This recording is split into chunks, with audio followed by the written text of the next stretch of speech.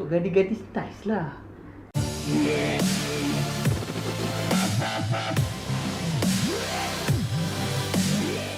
Assalamualaikum dan salam sejahtera kepada semua. Okey, bersama aku lagi Hidayat Samsudin dalam channel Beli Spree. So hari ni aku nak buat video pasal jam DW5610DN 9ER. So aku nak unboxing dulu. So ada manual, ada warranty card dan kotak. So sebelum ni kita dah cerita pasal original dan fake. So hari ni adalah jam original Tinder. Okey.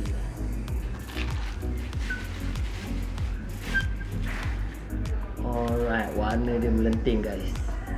So untuk jam ni diorang panggil jam lollipop ataupun pedal pop, G-Shock pedal pop. So tuan boleh tengok warna dia kuning, purple, orange, campur lagi putih lagi dalam, hijau lagi. Apa buckle pula menggunakan buckle plastik. BNB dia menggunakan model baru dia tak pakai spring bar, dia pakai tolak-tolak je. So untuk keluaran original kebanyakan dia akan ada nombor siri kat tepi ni lah. Kebanyakannya lah, tak semua. So ni adalah backlight dia, warna putih. Untuk harga dia, saya pun tak pasti market sekarang.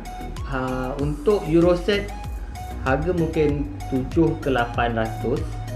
So untuk Japan set berkemungkinan harga 1k lebih macam tu. Memang cuba tengok sikit kalau saya pakai jalan-jalan pakai jam warna-warni untuk gadis-gadis style lah.